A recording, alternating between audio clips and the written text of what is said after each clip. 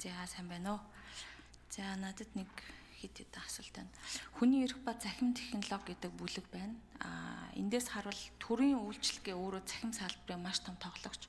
Төрийн үйл ажиллагааг авж байгаа, төрийн үйлчлэгийг одоо хүртэж байгаа ихэнх иргэд нь бас л нөгөө ахмад настай хөгжлөмжлөлтөө хүмүүс нэлээд хичээн эзэлнэ. Тэгэхээр энэ төрийн захим үйлчлэгээ бол нэлээд олон газар бас асуудалтай байгаа, хүртээмжгүй байгаа.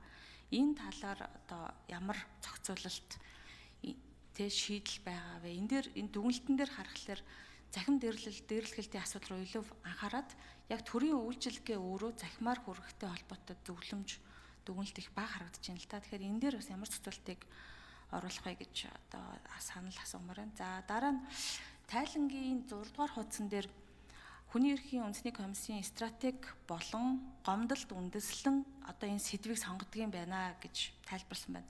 Би стратегийг хайгаад бас олсонгүй л дээ вебсайт дээр нь ямар стратеги байд юм бол гэдэг. За яагаад хайх гэж байгаа вэ гэхээр хөгжлийн бэрхшээлтэй хүмүүсийн асуудал одоо энэ стратеги дотор хэр их туссан байгааг харахыг хүссэн.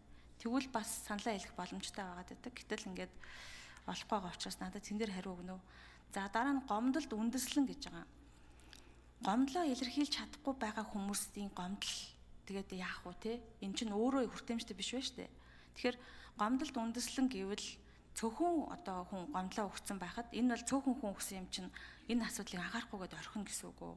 Гомдол өгөх механизмын талаар хизээ энийгээ сайжруулахын хизээ одоо хүртээмжтэй болох талаар бас хариулт авмаар байна. За дараагийнх нь орон гэргүй байгаа, бие даан амьдрах чадваргүй хүний эрхэнд байгаа хөгжлийн бэрхшээлтэй олон зуун хүмүүс байна.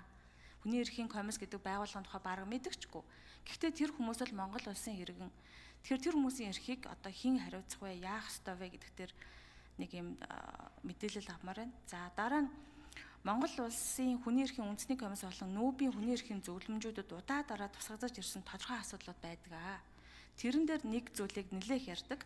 Ялгуурлан гадуурхлын эсрэг энэ хууль тогтоомжийн хэрэгцээгээ одоо байна гэж ингээд дүгнсэн өгүүлбэрүүд яваад идэг. За та бүхэн бас мэдж байгаа. Тэгэхээр ялгуурлан гадуурхалт суурил хүнийг нас хүүс гадаа турах хөгжлийн бэрхшээл зэргээр нь суурлаад ялгуурлан гадуурхсан үндэстэй захим дээрлэхэлт чи яваад байна.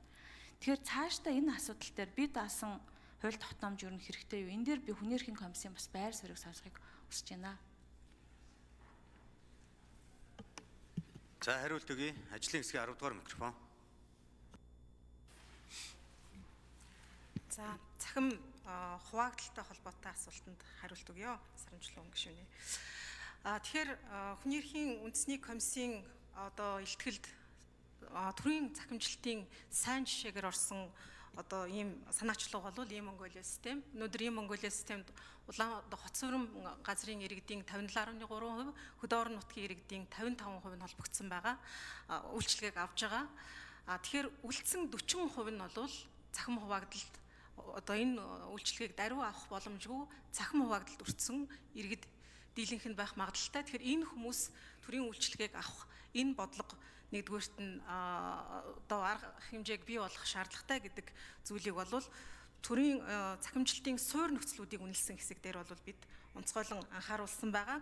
За тэгэхээр энэ илтгэлийн 212 дугаар хуудсанд бол захим хуваагдал тэгш бус байдал гэсэн одоо асуудлаар ахмад насны хөгжлийн бэрхшээлтэй хүмүүс, орлого багтай иргэд, хөдөөгийн хүмүүсийн асуудлыг энэ дотроо ахмад насны хөгжлийн бэрхшээлтэй хүмүүсийн захим технологийн хүртээмжийн асуудлыг авч үзсэн Монгол улсад захим хуваагдал бодтойгоор оршин байна гэд хүний эрхийн үндэсний комиссаас гаргаж байгаа санал бол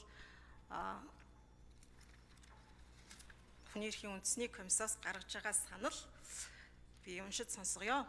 Тэгэхээр 7 дугаар санал 3 дугаар бүлгийн 7 дугаар санал ахмад настан хөгжлийн бэрхшээлтэй иргэд, орлого багтай болон хөдөөгийн өрх Монгол хэлээр харилцах боломжгүй хүмүүсийн захим технологийн хүртээмжийг дэмжих, тэдний онцлог хэрэгцээнд нийцсэн практик ур чадвар олгох, сургалтын хөтөлбөр хэрэглэх түүнийг боловсруулах, үр дүнтэй сургах, ахмад настан хөгжлийн бэрхшээлтэй хүмүүсийн шинжлэх ухааны дэвшлийн үр шимийг хүртэх эрхийг хангах асуудлыг тусгасан захим хуваагдлыг сөрөх бодлогыг баталж хэрэгжүүлэх гэсэн энэ саналыг улсын их хурлд тавьж байгаа.